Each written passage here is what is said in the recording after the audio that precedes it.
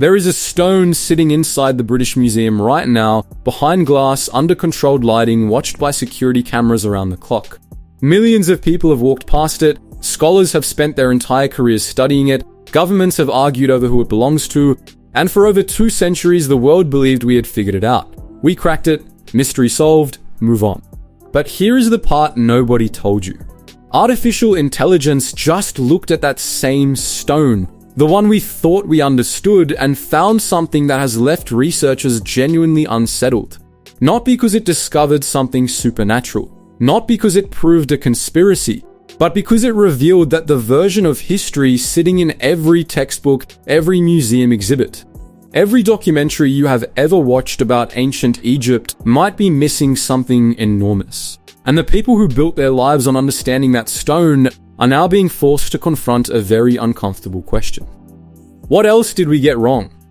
If this kind of deep dive into history and science is what you are here for, subscribe right now. We go into these stories in a way most channels simply do not, and you do not want to miss what is coming next. Now let us go back to the beginning, because to understand why the AI findings matter so much, you need to understand what the Rosetta Stone actually is, and why the world treated its translation as gospel for so long. The year is 1799. Napoleon Bonaparte has invaded Egypt, and his army of soldiers is accompanied by something unusual for a military campaign, a team of scientists, artists, and scholars. France does not just want to conquer Egypt, it wants to understand it. And during construction work near the town of Rosetta, a soldier named Pierre-Francois Bouchard notices something strange. A large dark slab embedded in an old wall. He recognizes immediately that it is covered in writing. The stone is massive. Over a meter tall, more than 70 centimeters wide, weighing in at roughly 760 kilograms.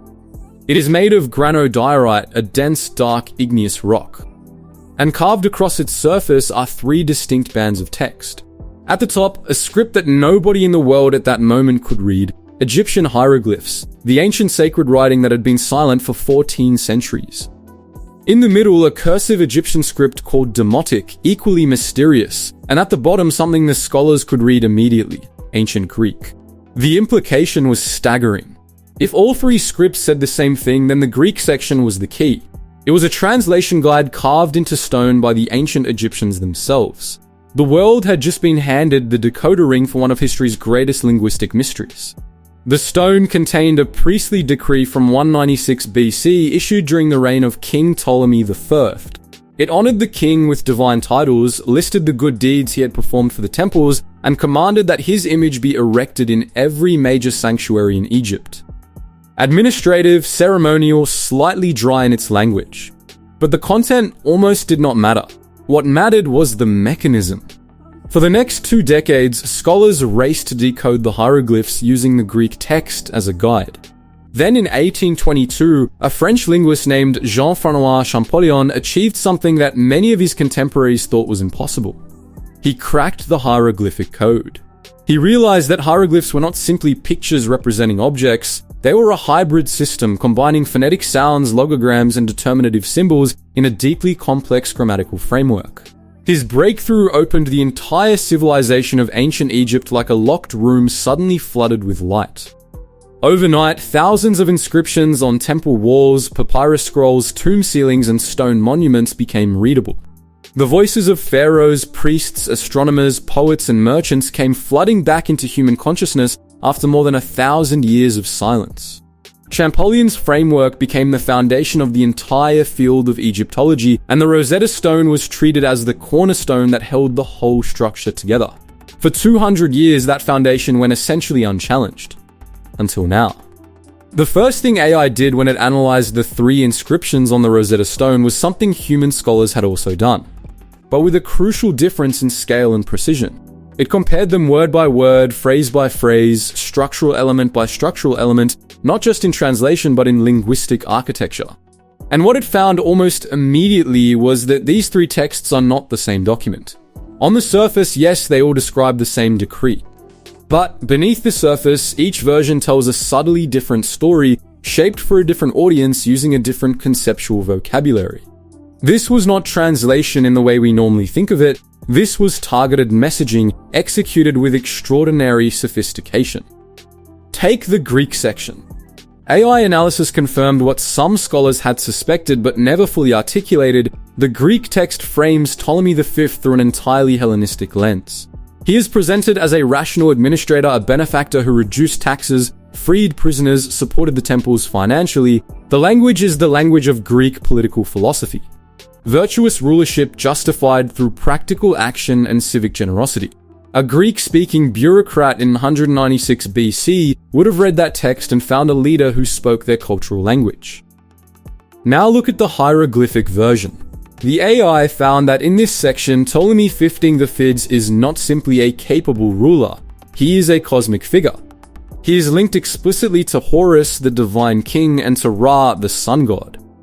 The language does not merely honor him, it places him within the eternal cycle of divine order that governed Egyptian cosmology. This is not administrative language, this is theological language. And certain phrases within the hieroglyphic section echo ritual formulas from much older sacred texts, connecting the Ptolemaic king to a lineage of divine rulership stretching back thousands of years. These are not translation variations, these are two genuinely different documents that happen to describe the same event through entirely different worldviews. The priests who wrote this decree were not simply rendering one text into multiple languages. They were engineers of meaning, carefully calibrating each version to trigger specific emotional and cultural responses in its intended audience. The Greeks saw a legitimate Hellenistic ruler. The Egyptians saw a god-king in the tradition of their ancestors. Both groups saw what they needed to see. And the result was political unity in a deeply divided society. When AI identified these patterns, it did not just confirm a theory, it revealed just how calculated and sophisticated the propaganda strategy of the Ptolemaic period actually was. This was not crude manipulation. This was an extraordinarily refined operation of cultural translation, centuries before the concept of targeted communication would have any name. And that is just the beginning of what was found. One of the most genuinely surprising findings concerns the hieroglyphic section specifically, and it has to do with meaning operating on multiple simultaneous levels. The long-standing academic interpretation of hieroglyphs treated them primarily as a writing system, which makes sense because they are a writing system. But the AI analysis suggested something that a smaller number of scholars had argued for decades without being able to prove, that hieroglyphs were not just linguistic, they were visual theology. Machine learning systems trained on thousands of hieroglyphic texts began detecting patterns in the Rosetta Stone's hieroglyphic section that went far beyond phonetic or grammatical analysis. The orientation of certain signs, the way specific animal glyphs faced left or right, the proportional relationships between symbol clusters, the symmetrical arrangement of certain passages, all of these elements appeared to carry secondary layers of meaning that reinforce the spiritual message of the text without being explicitly readable as language. In other words, a literate Egyptian could read the surface meaning of the hieroglyphs, but a trained priest could also read the visual architecture of the inscription and extract a second, deeper message encoded in the geometry and arrangement of the symbols themselves. This is an extraordinary claim, and it is worth being precise about what the AI actually found. The algorithms identified recurring structural patterns in the Rosetta Stone's hieroglyphic section that also appeared in known religious and ceremonial texts from the same period. These patterns were consistent enough to be statistically significant, suggesting they were intentional rather than coincidental. Whether they constituted a deliberate secondary encoding system or simply reflected aesthetic conventions of temple scribes remains a matter of genuine scholarly debate. But here is what makes this finding particularly compelling. The Ptolemaic period was a time of intense anxiety about Egyptian cultural identity. Foreign rulers sat on the pharaoh's throne. Greek culture dominated the administrative and intellectual classes. The old Egyptian priesthood was fighting to maintain its relevance and authority. In that context, embedding sacred visual codes into a royal decree displayed publicly throughout Egypt would have been an extraordinarily powerful act of cultural preservation. You could stand in front of that stone, serve the Greek king publicly, and simultaneously communicate to every Egyptian who knew how to read the deeper message that the cosmic order was intact. That interpretation, if it holds up to continued scrutiny, would reframe the Rosetta Stone entirely. It would not just be a linguistic artifact. It would be one of the oldest known examples of communication operating simultaneously on a public surface level and a concealed deeper level. Now here is where the AI findings become genuinely uncomfortable for Egyptologists, because the next discovery raised questions about whether our foundational translation has been slightly off all along. Champollion was a genius. There is no qualified scholar alive who disputes that. But he was also working in 1822 with severely limited comparative data, a damaged stone, and a scholarly framework heavily influenced by Greek and Latin linguistic traditions. When he approached the hieroglyphic text, his interpretive instincts led him to render certain passages in ways that were technically defensible but may have subtly flattened the meaning. AI systems running comparative analysis across thousands of hieroglyphic inscriptions discovered several passages in the Rosetta Stone where Champollion's translations appear to have rendered metaphorical or theological language too literally.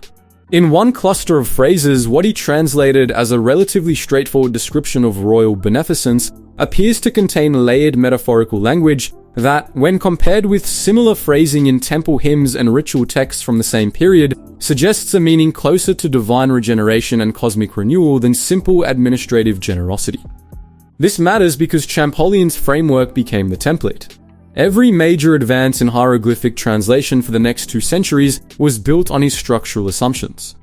If those assumptions introduced even subtle systematic distortions, those distortions would have propagated throughout the entire field. Medical papyri, astronomical texts, religious hymns, historical chronicles. All of them filtered through a lens that may have been slightly out of focus. To be clear, AI is not saying Champollion was wrong in any catastrophic way. The broad framework he established remains valid and extraordinary. But refinement is not the same as demolition. And if the refinements suggested by AI analysis are correct, the implications extend to thousands of texts that have never been re-examined with these new tools. Among those implications, one area stands out as particularly significant: the religious content embedded in the hieroglyphic section. AI cross-referenced the Rosetta Stone's hieroglyphic text with major religious corpora from the Ptolemaic period, including temple inscriptions, funerary texts, and astronomical records, and identified a pattern that was not visible to human analysis alone.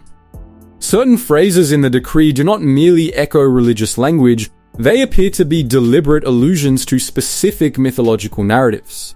The algorithm identified structural parallels between passages in the Rosetta Stone and sections of the ancient myth describing the cosmic struggle between divine order and chaos, the eternal conflict between Horus and Set. Other passages showed strong correlations with solar hymns tied to the movements of the sun through the Egyptian calendar. This suggests that the priests who composed the decree were not writing a religious-sounding political document. They were embedding actual sacred narrative into the text, positioning Ptolemy V as a participant in the ongoing cosmic drama of Egyptian mythology rather than simply a historical king who happened to perform some temple repairs. From a political strategy standpoint, this is almost breathtaking in its sophistication.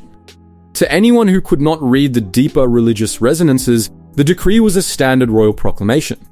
To the Egyptian priesthood and the educated faithful, the king was being ritually inserted into the eternal narrative of divine order. Every time someone read or heard the decree, they were not just acknowledging a foreign king's authority, they were participating in a sacred reenactment. The AI also attempted something that goes beyond analysis into reconstruction, because significant portions of the Rosetta Stone are damaged or missing, particularly across the top of the hieroglyphic section. Scholars have always had to work with an incomplete document. The predictive models use comparative data from contemporary decrees and temple inscriptions to estimate what the missing sections likely contained. In several areas, particularly near the top where ritual invocations to the gods would typically appear, the AI proposed arrangements of divine names and theological expressions that differed meaningfully from conventional reconstructions. The algorithm suggested the missing sections may have contained unconventional combinations of older ritual language, possibly reflecting a deliberate blending of archaic formulaic phrases with more contemporary theological concepts. The priests may have been experimenting, adapting the old language for a new political reality, trying to maintain the power of ancient sacred formulas while fitting them around a foreign king. The AI also flagged something traditional scholarship has not fully reckoned with: subtle grammatical inconsistencies within the hieroglyphic sections, suggesting the text may not have been carved in a single session by a single group of scribes. The algorithms identified word choices and grammatical constructions that appear to belong to slightly different periods of the language's evolution.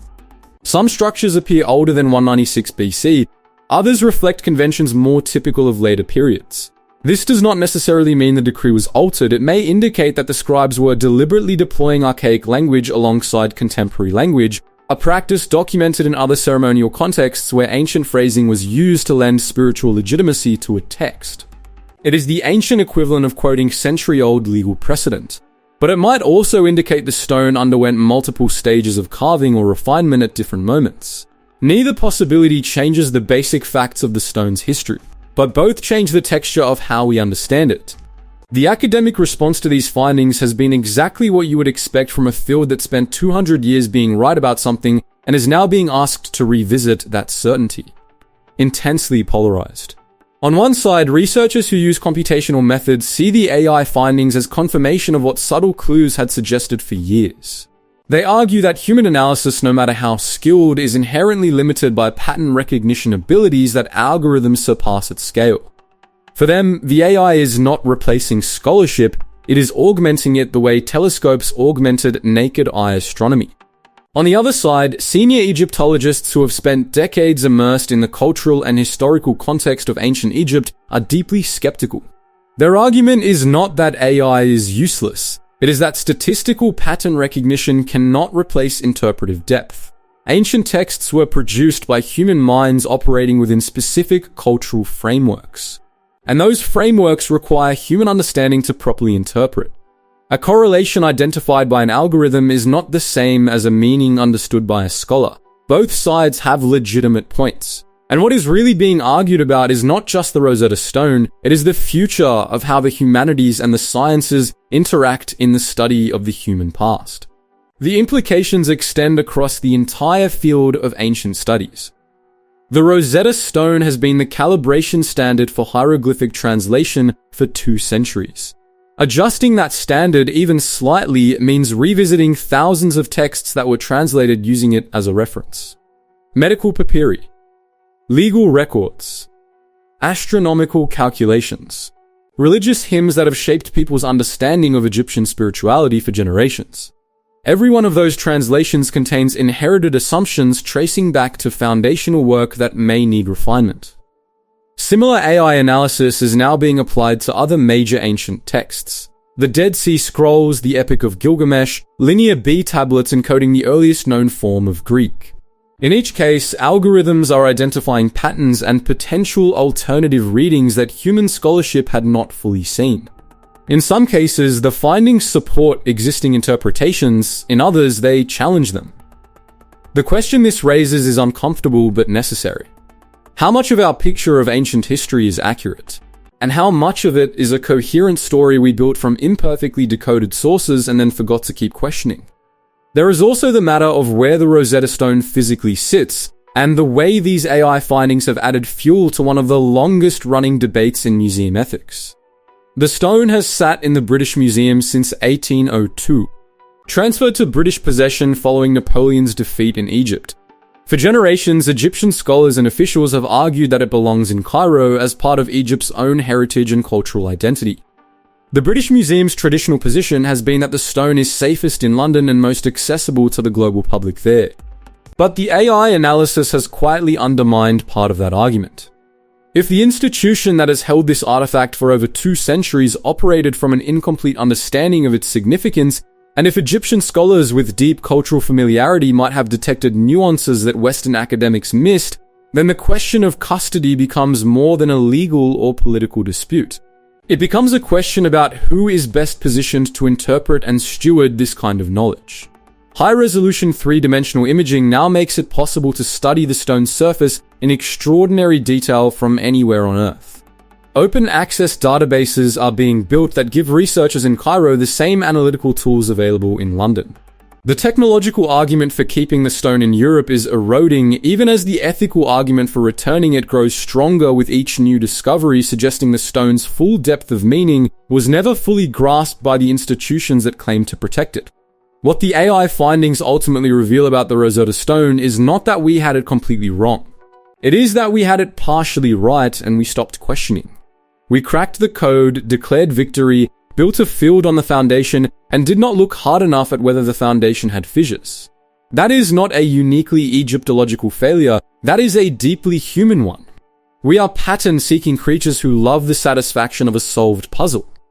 And we sometimes hold on to that satisfaction even when new data starts suggesting the puzzle was more complicated than we realized.